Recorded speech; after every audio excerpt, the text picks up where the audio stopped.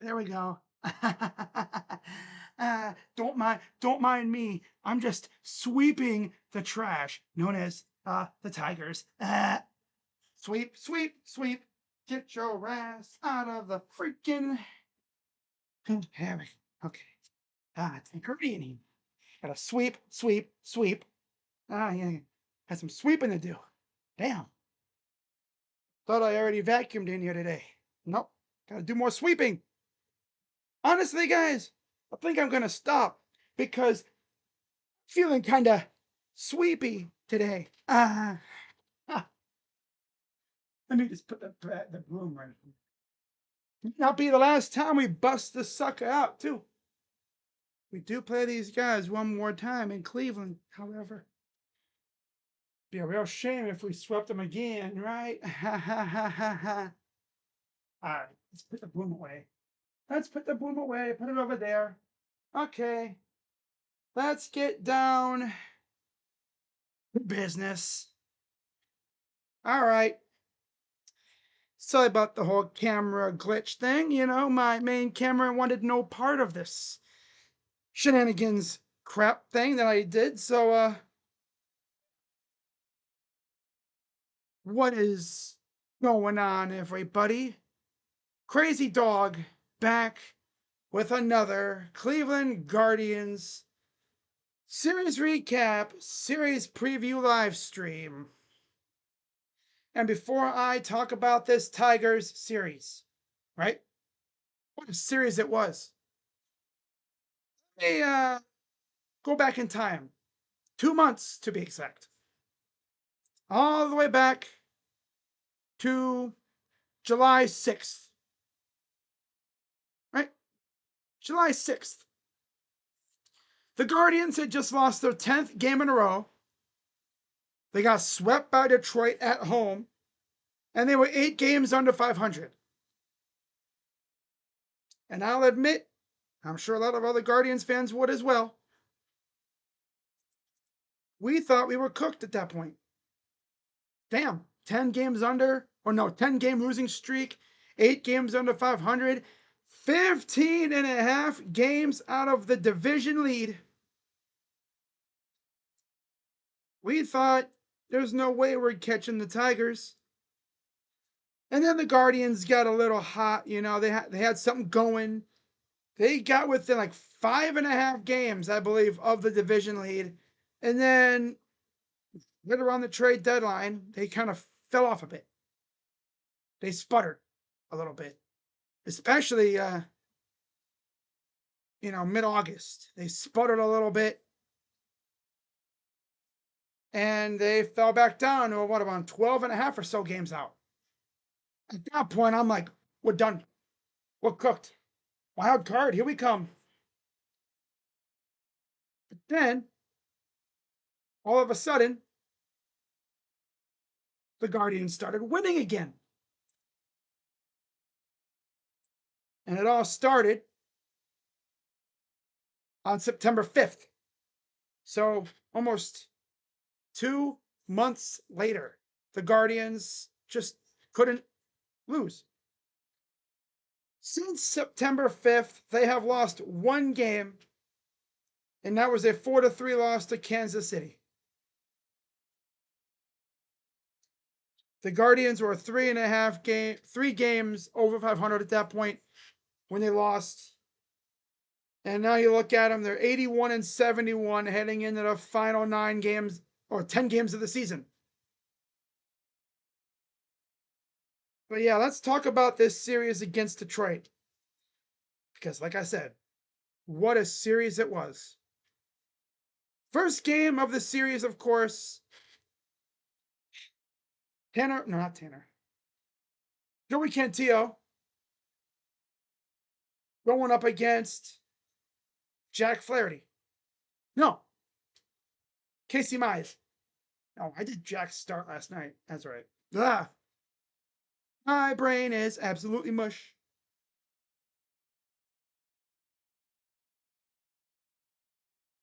Like I'm half asleep for some reason. I hate these kind of days, you know?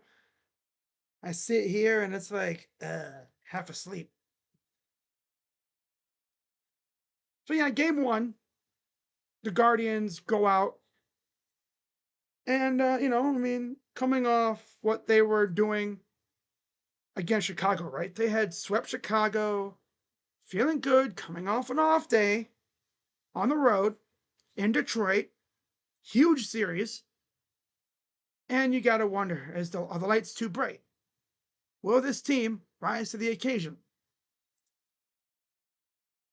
Uh, as we saw, they definitely did. In a big way, too. Of course, on the mound to start, it was Cantillo versus Mize. Cantillo, he's been solid as our number 6 starter. 5 innings, 4 hits, 1 run, 2 walks, 3 Ks, and a homer allowed. 3.27 ERA. Casey Mize was actually really good. 5 1/3 innings, 7 hits, 3 runs allowed, 1 walk, 8 Ks, and a homer allowed. The homer, of course, to Gabriel Arias. And Cantillo gave up a dong to Gleyber Torres on what was a 3-0 meatball. I don't know why he threw that kind of pitch, but he did. And Torres made him pay.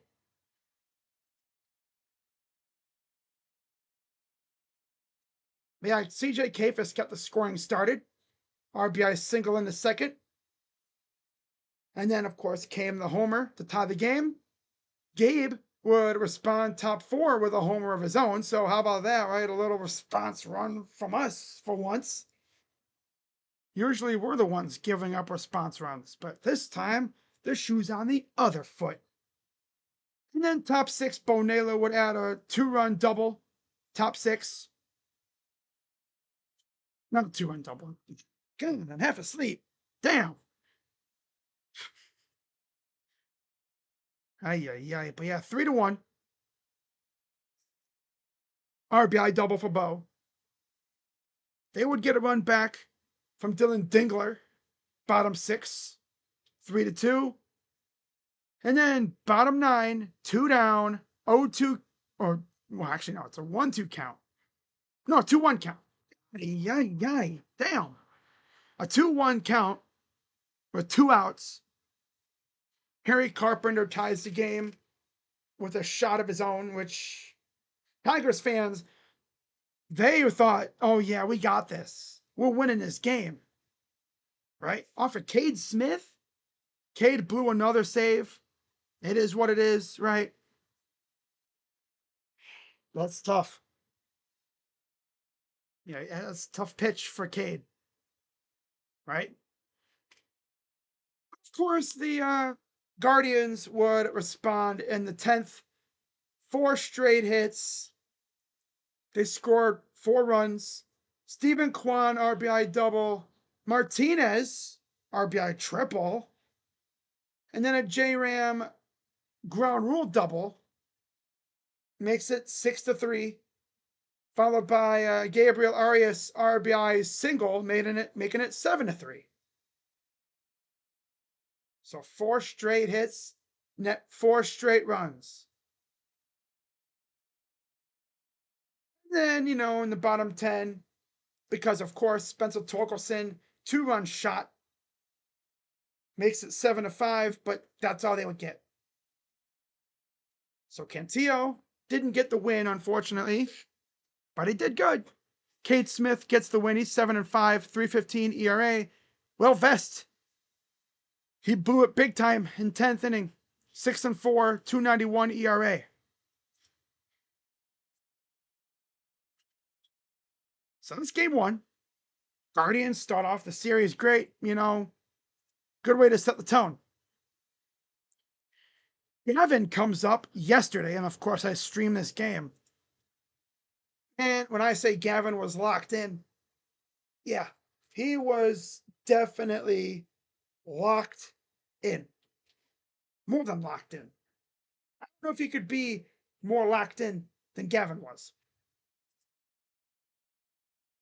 Like, he settled in and he was rolling. The only thing that hurt him was his pitch count. Again,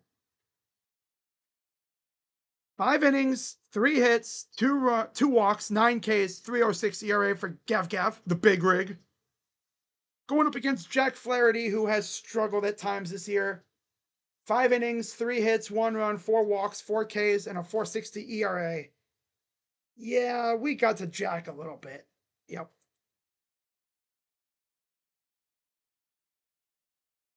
Yeah. Valera got the first run on the board, top of the third. Of course, I streamed this game, so you saw my reaction to it. George Valera, second career Major League RBI. Love to see that. 1-0. Angel Martinez, top 6, made it 2-0. RBI single. And then Bo Naylor, this time for real, 2-run RBI single. Yeah, 2-run single in the top of the ninth to put it away. And then, they sent out Cade for the save. And he did that. He did this thing. Strikeout, well, fly out, strikeout, and strikeout. 1, 2, 3, no stress at all. Absolutely masterful. Masterful inning from Cade. Especially coming off a game where you blew the save. Right? He blew the save last game. No blowing that one. So Gavin is now 11-5 with a 3.06 ERA. Flaherty's 8-14 with a 4.60 ERA. And going into this series, I knew we take the first 2. That's huge because facing Skubal today with Tanner on the mound, you don't know what's going to happen. You just don't know what's going to happen. But yeah, Flaherty, 5 innings, 3 hits, 1 run, 4 walks, 4 Ks. Gavin, again, like I said, was masterful. 5 innings, 3 hits, 2 walks, 9 Ks. 3.06 ERA for Gavin, too. Of course, coming off his best outing of the year by far. The dude was electric in his last outing against Chicago. 4-0. He beat him. He had a chance to go to 500 today. Yeah, how about that? A chance to get to 500. He's going up against a Cy Young candidate. And it seemed like the last 2 times we faced Skubal, I'm not even going to count the first time with Logan Allen. That was a Sunday afternoon game on, was it Roku or whatever? That team was beyond feeble, and we had no chance. Logan was up against it, but the last 2 outings, Gavin and Tanner both went toe-to-toe with Tarek Skubal. Again, the only reason why we lost that last game really was because Bo Naylor couldn't just plop his ass on the freaking ball and keep it in front of him. Of course. But Tanner today, another amazing outing. We need more of this from Tanner. If Tanner can just replicate these last 2 outings the rest of the year, which I think he only has maybe 2 outings left this year. In fact, according to ESPN, it says he has only 1. Wow, really? Only 1? Well, they are going 6-man rotation. And are we really not going to see John Means at all this year?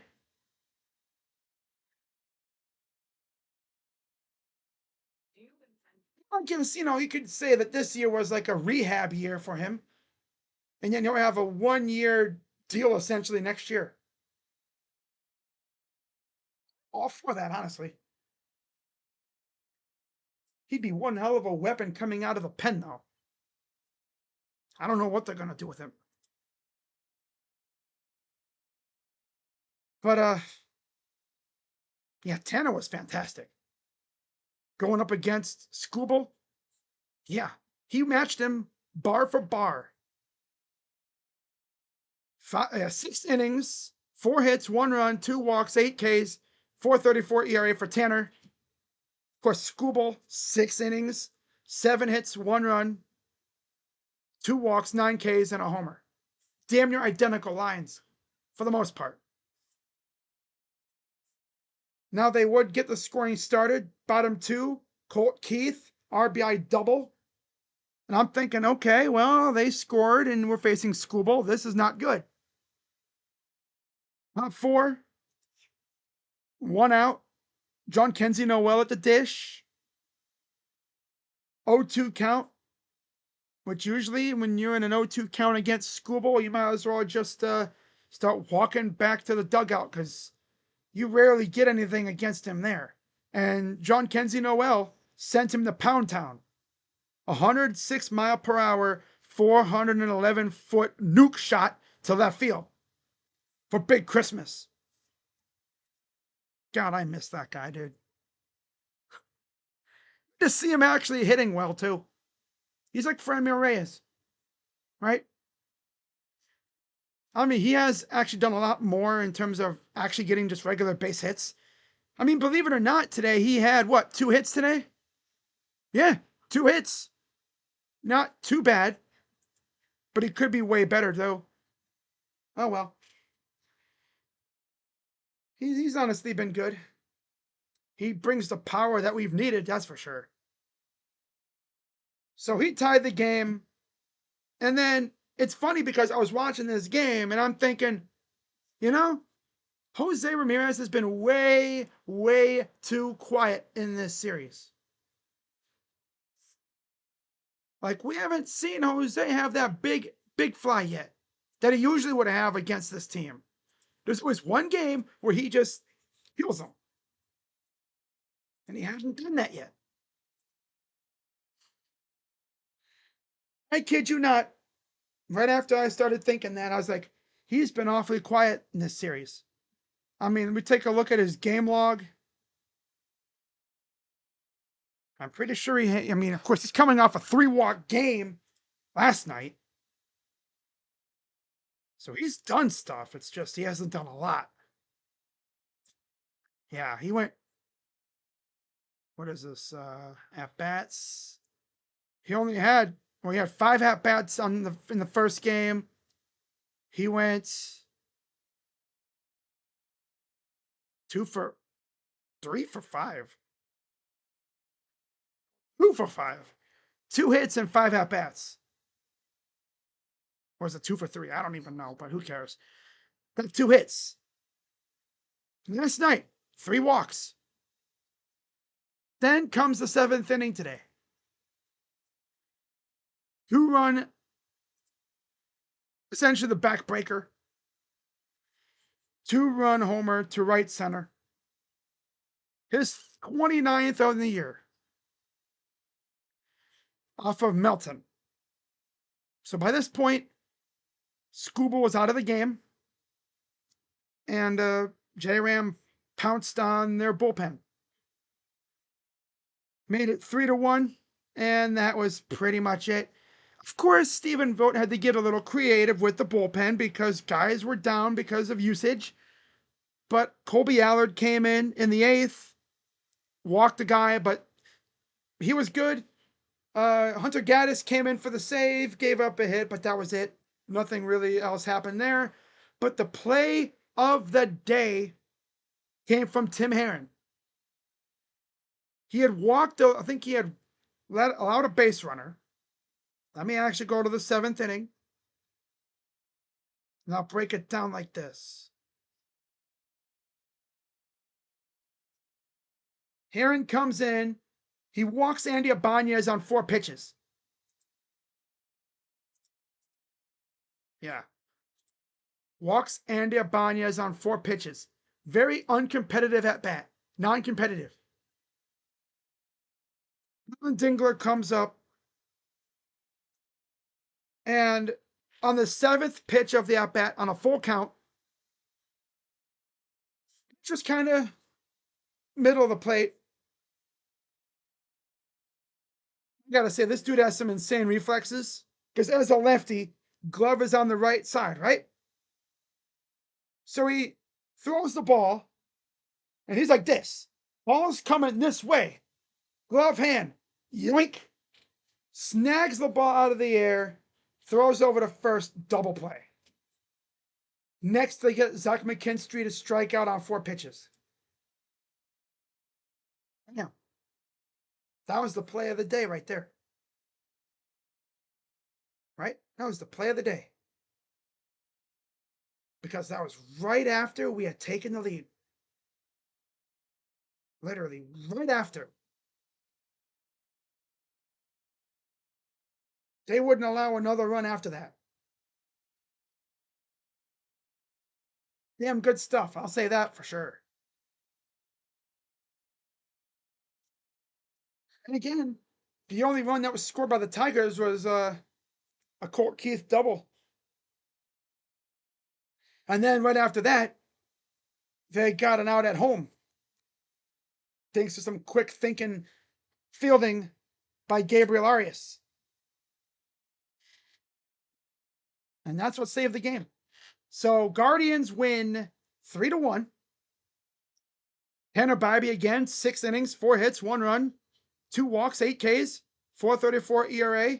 Looking more and more like old Tanner Bibee. Before the last couple of years, really. Skubal, 6 innings. Oh, I know he's aging like crazy again, of course. 6 innings, 7 hits, 1 run, 2 walks, 9 Ks, and a homer. Yep. I will 1000%. God, my nose is itching. I'll take that. Yep. So, Tanner Bibee is now at 11-11 on the year. Who would have thought? With how bad this year was for him, he'd still have 11 wins. Yeah. 11-11 on the year, 4.34 ERA. Melton, he's 3-2. He takes the loss. He's 2.88 ERA. And Hunter Gaddis locked in his 3rd save of the year, 3.11 ERA. Best part is, Tanner only allowed 1 run his last 2 starts. I think he's finally looking like his old self. And honestly, yeah, he only has 1 more start left this year, I believe. And ironically enough, it'll be against Detroit in Cleveland on Wednesday, the 24th. Unless we go to the playoffs, which that would be fun. But that's one hell of a way to, end your season. If he can do that again, 1 more start, we'll be in great shape for next year, for sure. But of course, the Tigers' lead, which was up to 15.5 2 months ago, is now down to 3.5, heading into the final 9 games for them, 10 for us. And that's big.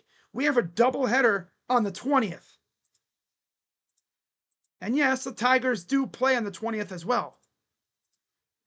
In fact, I'll get into the pitching matchups in a moment, but they have the Braves. We have the Twins.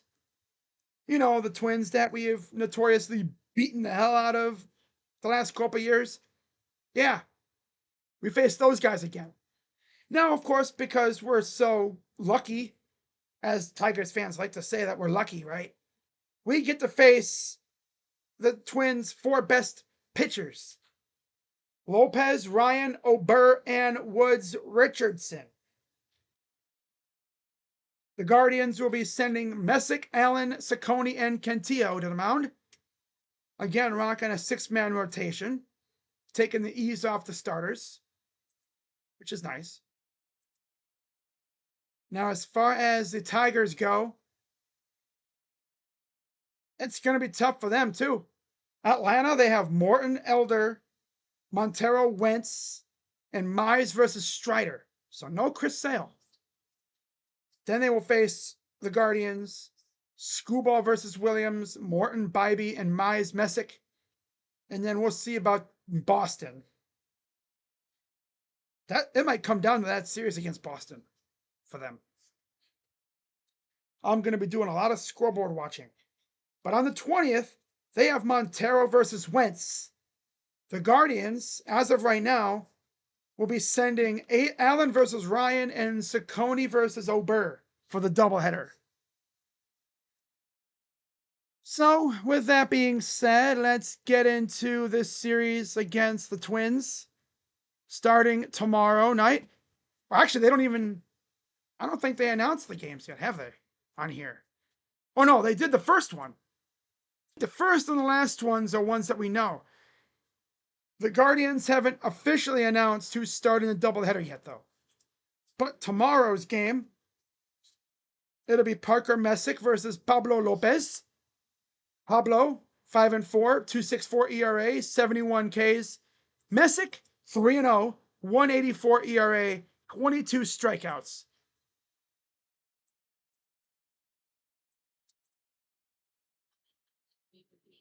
Parker, coming off a win over Chicago, 6 innings, 7 hits, 1 run, 1 walk, 4 Ks.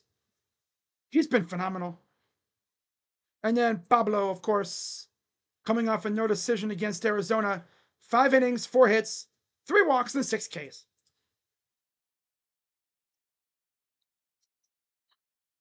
Now, again, we don't know who's starting the doubleheader for us. So I'll just go based off of potentials. Allen or Slade, versus Ober and Ryan, I believe it is. So, by the way, against Pablo, Bo Naylor has a homer and an RBI. J Ram has 3 RBIs, no homers. And then Martinez has an RBI. And that's actually it. And then we go to game 2, which, it could be Allen. So I'm just going to say Allen. I believe it'll be Ober, right? Ober. My nose is itching like crazy right now. I hate when that happens. I start talking, and my nose part, whatever, makes me think there's something in there. I'm a mess. All right.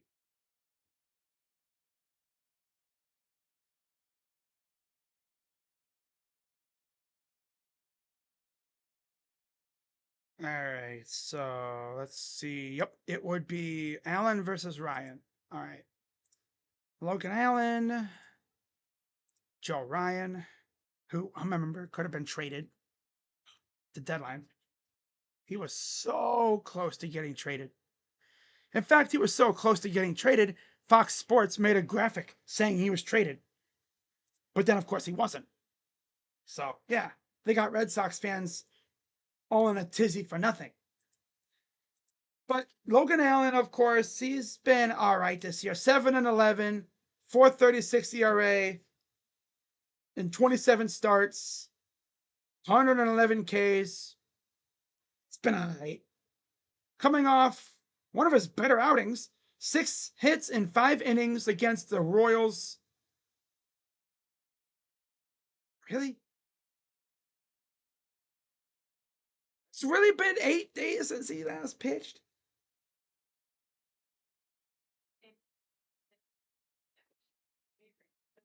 I didn't even realize that. Wow. That's crazy. But yeah, 6 hits, 1 earned run, 2 Ks in 5 innings. Joe Ryan coming off a no decision, 4 innings, 4 hits, 2 runs, 2 walks, 4 Ks against Arizona. And then, according to ESPN, game 3, the second game of the doubleheader will be Saccone and Obert. Bailey Obert. Slade, again, he's been much better the last couple starts. And of course, Bailey Obert, he's the one that likes to spam changeups. So, we'll see how we do there.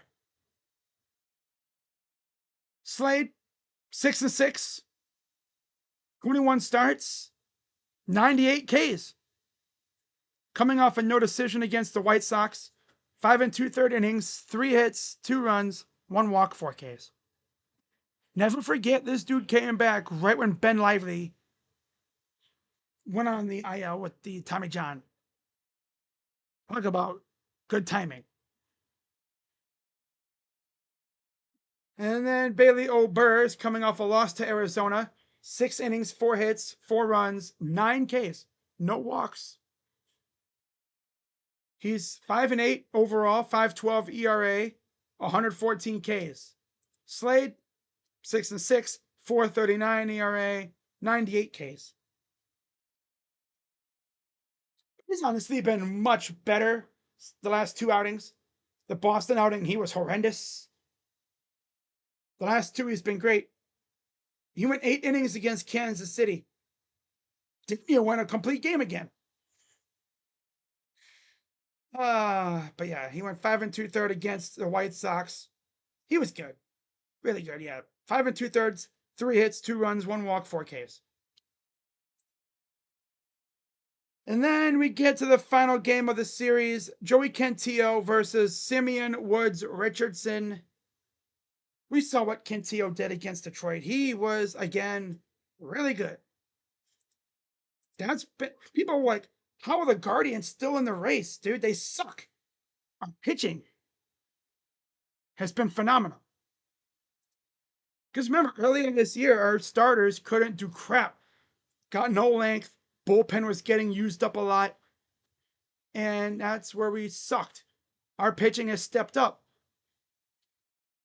Simeon Woods Richardson, 7-4, 95 Ks, 4.31 ERA. Coming off a win over the Yankees. Well, he had 11 Ks, 3 walks, no runs, 2 hits, and 6 innings. And then you get to Joey Cantillo. No decision against Detroit. 5 innings, 4 hits, 1 run, 2 walks, 3 Ks.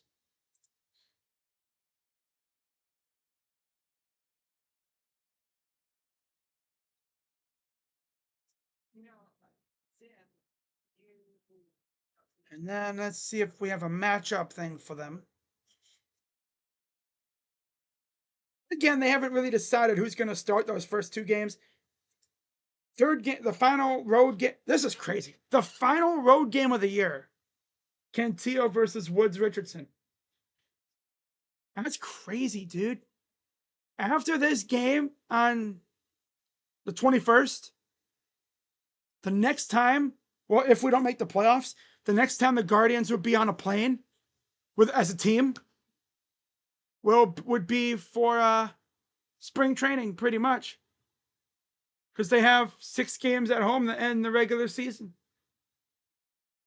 We're going to be doing a lot of scoreboard watching. I already know that for a fact. Cantillo against the Twins. Larnick and Lewis have 2 RBIs, and Wallner has an RBI. That's it. And Woods Richardson, Bo Naylor, and John Kenzie Noel each have a homer, as does Manzardo and Kwan. And then Manzardo has 2 RBIs.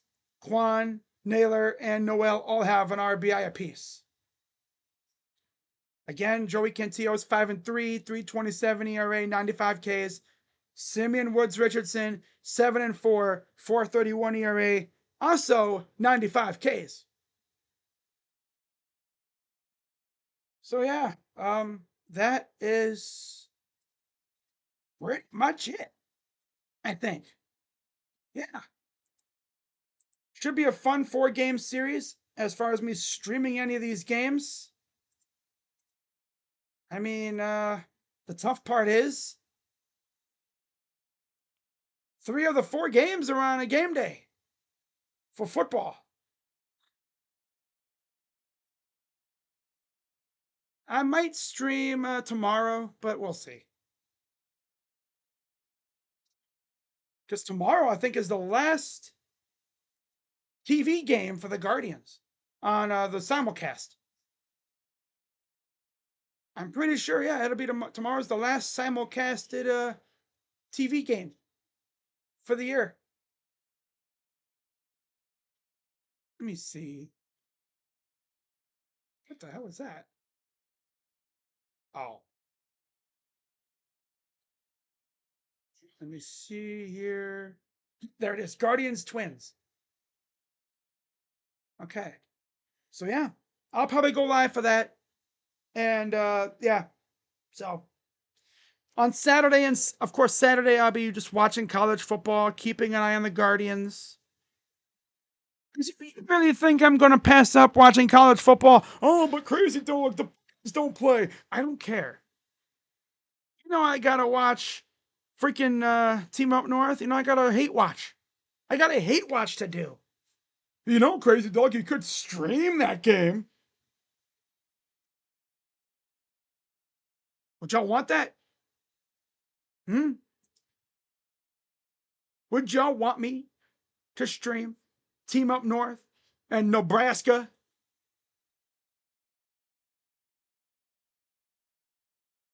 I mean, honestly, I would be down. I haven't done a hate watch for college football.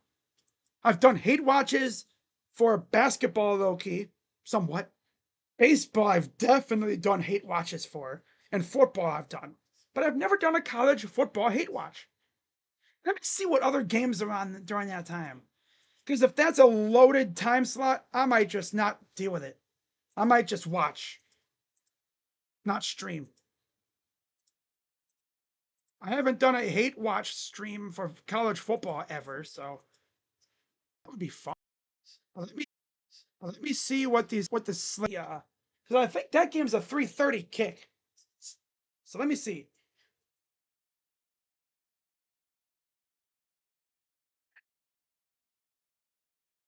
Let me know in the chat. Would you guys want me to stream that game tomorrow? Saturday. Would y'all want me to stream that game on Saturday? So on the ACC, Kent State, Florida State suck ass. North Carolina, UCF ass. Okay, that's the ACC. The American Conference sucks. 3:30, Ole Miss and Tulane. And then Big 12, West Virginia. Oh, that's a North Carolina. Oh, yeah, UCF, North Carolina, of course. West Virginia, Kansas at 6. Big 10, 3:30 on CBS. If Brad Nessler is calling that game, I might have to do it. Do a little hate watch. Team Up North in Nebraska. Watch wannabe Mahomes, fraud Mahomes, full Mahomes, the frog Mahomes, Dylan Areola.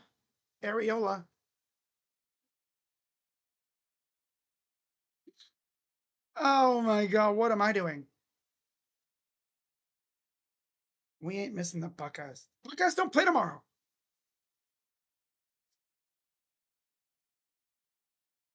Buckeyes don't play tomorrow. Do you really think I would pass up a Buckeye game? What, you want me to stream Buckeyes versus the bye week? We don't play. That's the only reason why I would even think about doing a hate watch special. Boy.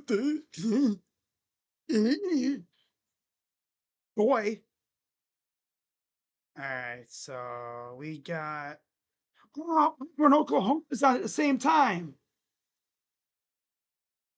That's gonna be a banger. Hmm. Yeah, Nestler and Danielson doing Nebraska and Team Up North. I'm not gonna stream that game. No, because then I'm gonna have the losers in the chat thinking, "Oh my God, he's streaming Team Up North." But yeah, the 3:30 slot, you got Auburn, Oklahoma, Team Up North, Nebraska, Purdue, Notre Dame, Ole Miss, Tulane, James Madison, Liberty, Kent State, Florida State, Ball State, Connecticut, Gardner Webb in Ohio, Louisiana, EMU, Toledo, Western Mish, Troy, and Buffalo. Yeah, maybe if the Team Up North was higher ranked, I would probably think about it. Or if Nebraska was ranked, which they're not, I would think about it. But I'm not gonna worry about that. I'm just gonna relax on Saturday and watch some ball and see what happens. So yeah, guys, that's going to wrap it up. Another game stream is done, and I'm probably going to be doing one or two more Guardians streams this year, and then that's probably it, unless they make the playoffs.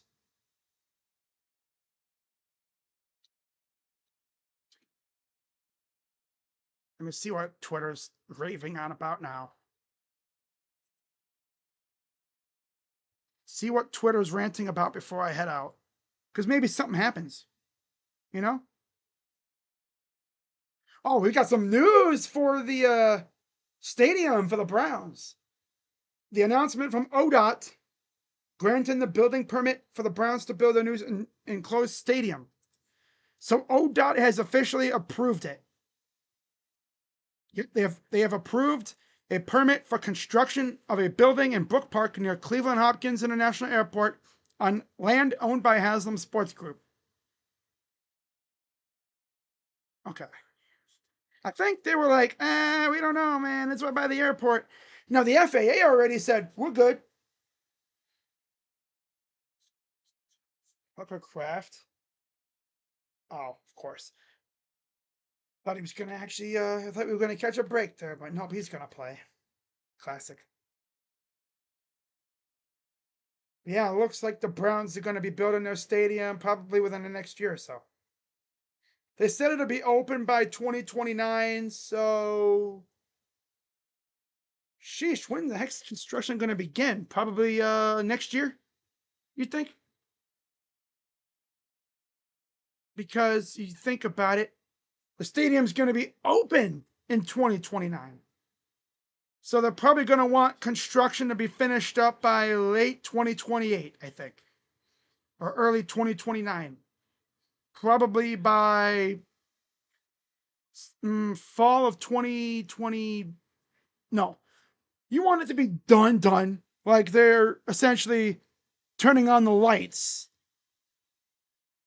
Probably by New Year's, going into spring, probably.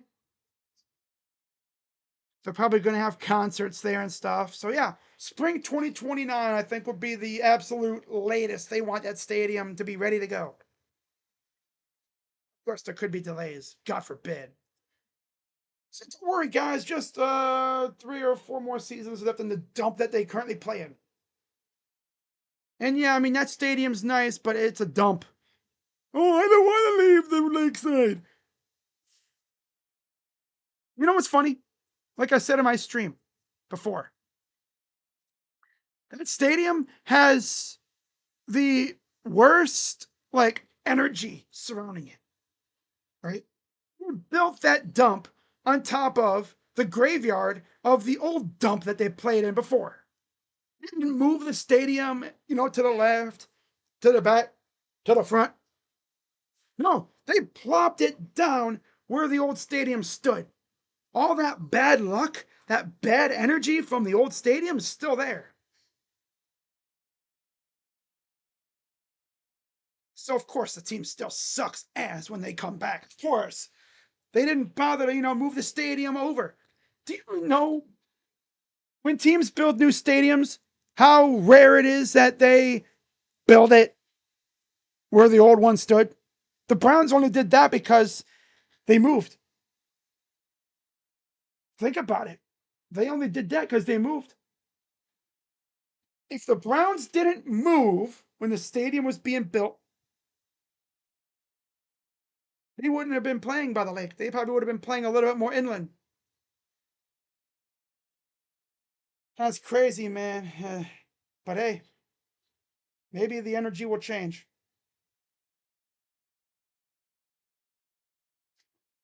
So yeah, guys, I'm gonna wrap this up. And what's up with the chat though?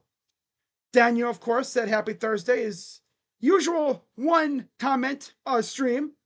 Go Guardians, 81-71. Beat Skrills. 10-0 will definitely win the AL Central Division. We're not gonna go 10-0. No. Guardian Fever. Derpy. Guardians win out. They could potentially win the Central and move up to the second seed of ALD. But the Astros need to beat the Mariners because the Cards have the tiebreaker over the Astros. Yep. 91-71. What's up, Tribe? We'll play the Rangers. They could be out of the race. So far, the Guardians are on a 70. Yeah, 7-game win streak. Yep. Love it. How much closer to the playoffs? 17-game win streak. That'd be nuts. Tigers will struggle against the Braves. Yeah, the Braves' record may stink, but their team as a whole doesn't stink. They've just had bad luck with injuries. Their entire starting rotation at one point was out. But they've gotten some guys back, especially Chris Sale.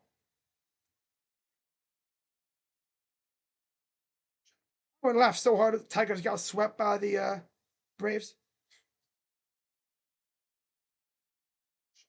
You skipped the Browns game. Damn. When I said we not missing the Buckeyes, I'm just talking about in general. Whenever they play, and don't call me no boy. I'm a grown-ass man. Fam, have some respect. You talking like freaking Gundy. I'm 40.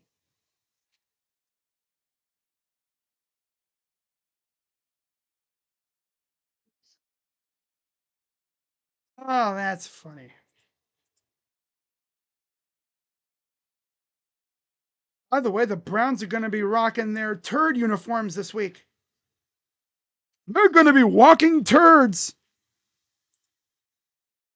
So I'm just going to say right now, for anyone watching that stream on Sunday, just be ready for a lot of crap jokes from me. You know, drop a turd, playing like shit because they look like shit because they're shit. Hey, man, look, it's the walking fudgesicles. What the hell? Hey, if they were all orange, it'd be, hey, look, it's the walking traffic cones. Classic. But yeah, guys, I'm going to wrap this up, and I will see you all probably tomorrow for Twins and Guards, but we'll see. There's a good chance I'll be streaming tomorrow, though, for sure. And then I'll be back on Sunday for Browns and Packers. So with that being said, I'm Crazy Dog. Let's go, Guards. Let's keep it up. Got the Twins up next. Final road series of the year. That's insane to think about. But here we are. Hey, guys. See you later. Go Guardians. I'm Crazy Dog. And I'm out. And of course, I can't leave without him bringing out the broom again. Hey, Tigers. God, look at this mess of Tigers left in here, man. My God. Tigers left this place all dirty. I gotta clean it up.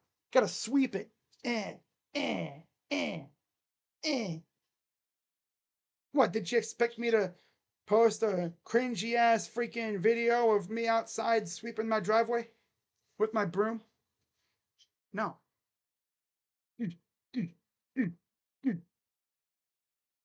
I'm a witch. The things I could do with this broom.